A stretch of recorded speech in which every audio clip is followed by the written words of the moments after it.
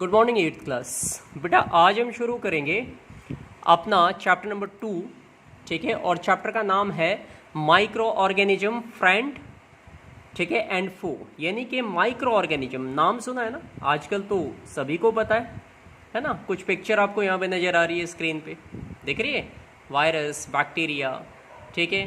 तो हम इस चैप्टर के अंदर ऐसी ही चीज़ें पढ़ने वाले हैं कि ये माइक्रो ऑर्गेनिज्म जो हमें नज़र भी नहीं आते, ऐसी ही चीज़ें, ऐसे इस तरीके के जो लिविंग ऑर्गेनिज्म है वो धरती पे मौजूद है। तो उन्हीं को लेके ये चैप्टर हमारा रहने वाला है और इस चैप्टर को हम उसी पॉइंट ऑफ व्यू से समझने वाले भी हैं, ठीक है। तो छोटे छोटे, माइक्रो का मतलब होता है so small that they can not be seen with the naked eye, they are called micro.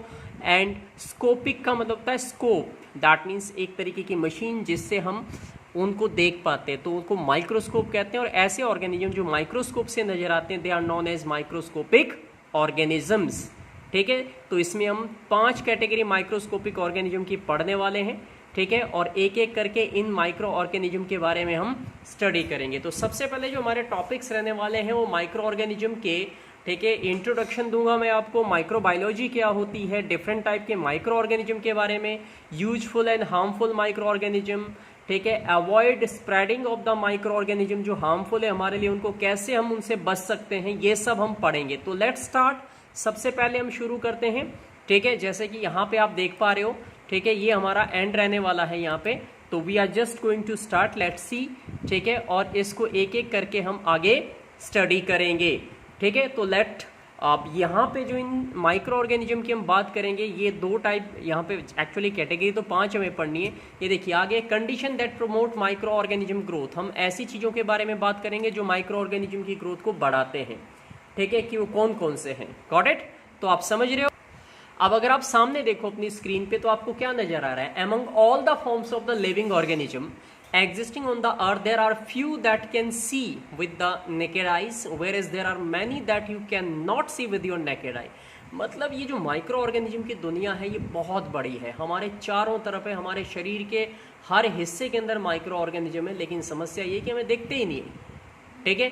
हम इनमें से थोड़े से ही पढ़ेंगे। The living organism that you fail to see with your naked eyes are called micro organism. That means the organism which are so small that they are not able to, मतलब कि आप कितनी भी जोर लगा लो, आपकी आंख चाहे कितनी भी अच्छी क्यों ना हो, बट तब भी आप उन्हें नहीं देख सकते, बिकॉज वो क्या है, बहुत छोटे होते हैं। They are very very small and this world is known as microscopic world या माइक्रो ऑर्गेनिजम्स। तो यहाँ पे जो माइक्रो ऑर्गेनिज्म है they are very tiny, very small, and bacteria, virus, fungi, these are some of the examples। तो जो knowledge of their existence came after the discovery of the cell by the Robert Hooke in 1665। सबसे पहले जो micro organism की दुनिया थी इनके बारे में जो रिवील किया, जिन्होंने हमें बताया था, वो थे रॉबर्ट हुक। 1665 में इन्होंने बताया था। आपके सामने स्क्रीन पे आपको पिक्चर दिखाई दे रही है, ठीक है, ये थे रॉबर्ट हुक। दुनिया को सबसे पहले 1665 में इन्होंने अपना एक माइक्रोस्कोप डिज़ाइन किया था और उसी के थ्रू दुनिया को इन्होंने बताया था कि ऐसे भी ऑर्गेनिजम्स होते हैं जो इतने छोटे होते हैं कि उन्हें हम कभी देख ही नहीं पाते। वो हमेशा से स्टार्टिंग से, या कह लीजिए धरती जब बनी है तो सबसे पहले जो लिविंग थे वो माइक्रो ऑर्गेनिज्म ही थे, बैक्टीरिया जैसे ऑर्गेनिज्म थे, लेकिन हम उन्हें कभी देख नहीं पाए बिकॉज हमारे पास ऐसी कोई टेक्नोलॉजी नहीं थी।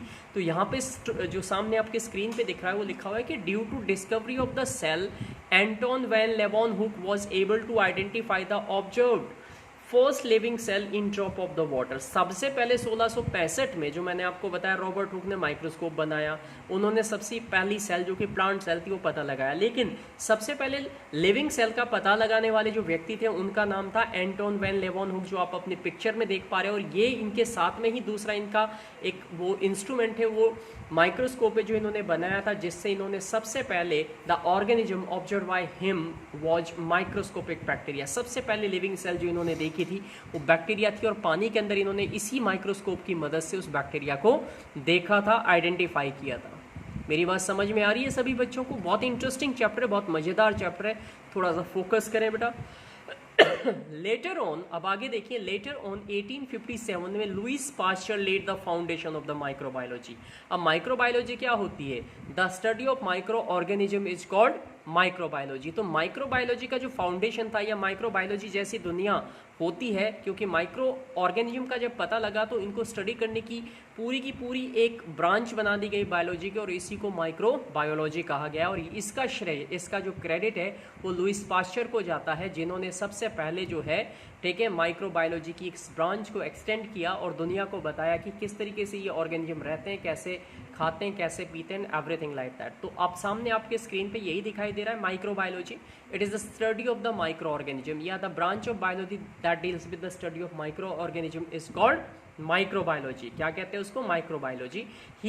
ही यहाँ पे हम लुईस पास्चर के लिए कह रहे हैं, is known as the father of microbiology. इन्हें माइक्रोबायोलॉजी का फादर माना जाता है। फादर मतलब जन्मदाता, पिता कहा जाता है, क्योंकि सबसे पहले माइक्रोबायोलॉजी जैसी दुनियादारी की ये चीज़ें इन्होंने ही बनाई थी। और इन्होंने वैक्सीन भी डेवलप की थी डिजीज़ के लिए। वो मैं बताऊंगा आगे, तुम्हें आएगा जब हम इनके हार्मफुल और यूजफुल इम्पैक्ट की बात करेंगे। तो आज के लिए आई थिंक माइक्रोबायोलॉजी तक आपको तैयार करना है, और उसके बाद हम अगली क्लास में ये सारे नोट्स आपको कॉपी पे एज इट इज़ नोट करते जाने हैं। ध्यान रखना, ये नोट्स ही है।